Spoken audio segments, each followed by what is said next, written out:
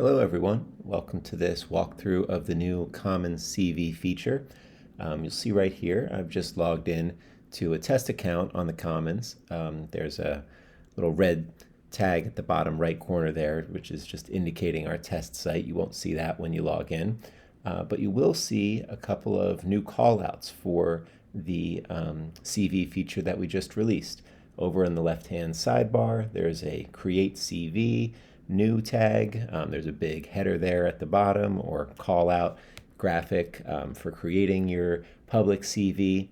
And if you've already had profile information entered in the Commons before, we've actually migrated your data from there into a CV template that you'll be able to populate and then edit a little bit further. You'll see callouts for edit CV in that case. And when you click into the editor, which we're going to do in just a second, you'll see a little explanation of that migration. Welcome to your CV with data that's already there from your prior profile that you can then modify and get as you like in the new CV format.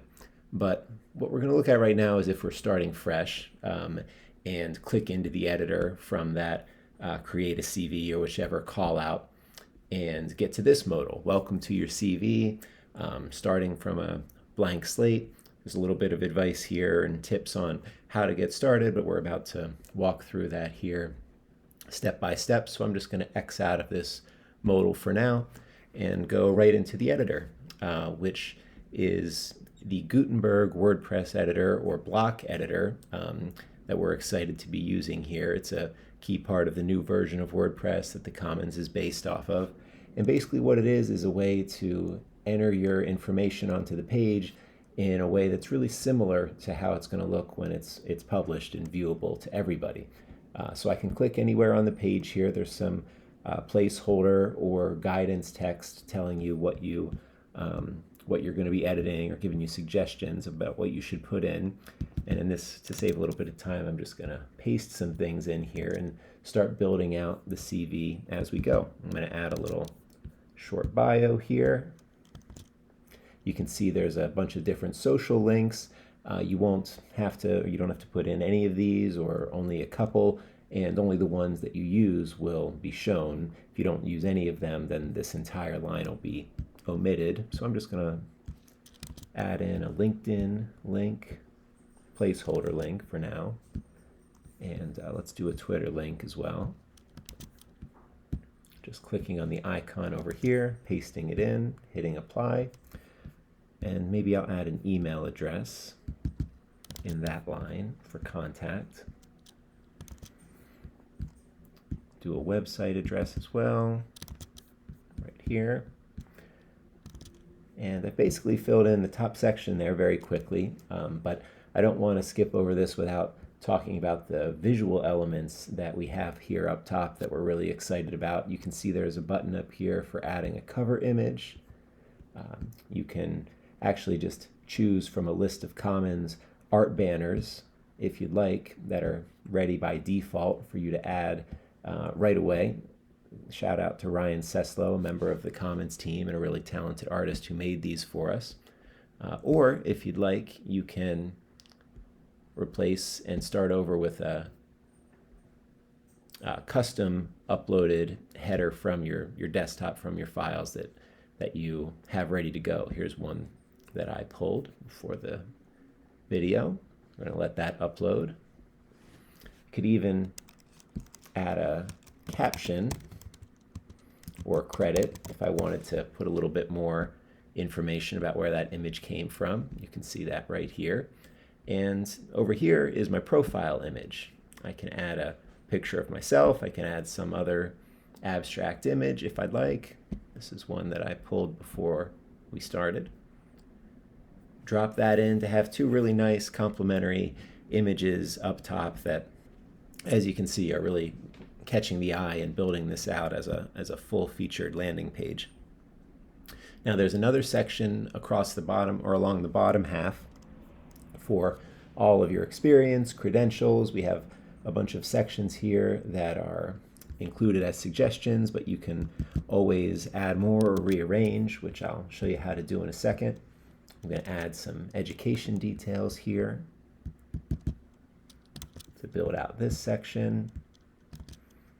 And again, it's really easy if, let's say I wanted to change that to 2023 there at the end. It's just typing right onto the page and building it out. What you see is what you get. Let's add a couple of publications.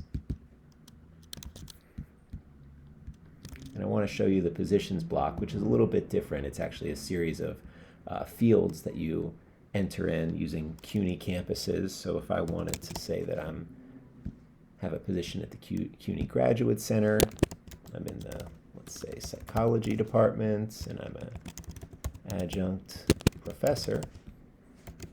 I can enter those in and click out, and that'll be ready to go right there. And so on.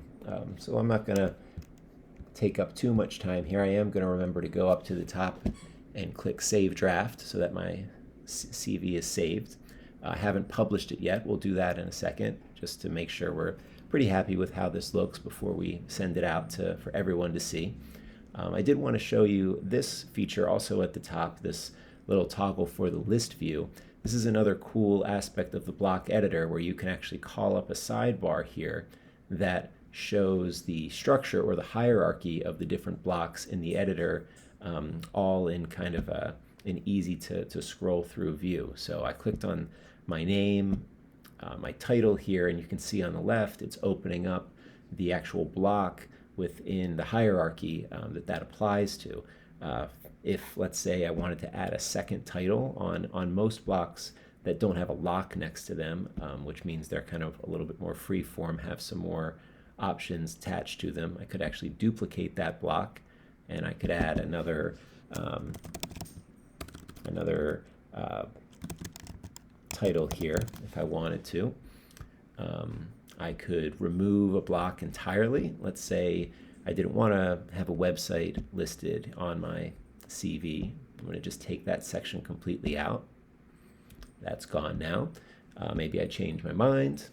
I can duplicate that contact section again. I could click here, change it to website or whatever I wanted, and have that back.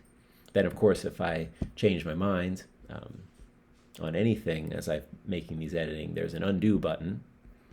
You can see, oops, I might have to press it again. Just kind of takes away what I just did. Can hit the redo button, bring it right back. Also nice to play around with. And going back to this bottom section, I wanted to show you, let's say that I have a lot of publications that I want to feature more highly in the CV, and so I can click on this whole bottom section. You can see as I kind of mouse over here, it's highlighting the entire grid, and I can drag this up above education to have it there and a little bit more prominent. Now I'm going to hit publish right here at the top just to show you how this is looking. Again, pay some attention to some of the things that I didn't do or didn't populate and how that looks when I click View CV right here. You can see that those things just aren't appearing at all. There's only 2 social links here. There's only 3 sections. So all of these sections that are left down here, I don't have to actively delete them if I don't want to. I could leave them here for later, knowing that when they're omitted, they're not actually published on the front end. And that's just a quick walkthrough for you, giving you a little bit of an idea of how this works. I'm going to X out of my list view so that you can see a little bit more here. We're really looking forward to seeing what everybody builds with their CV.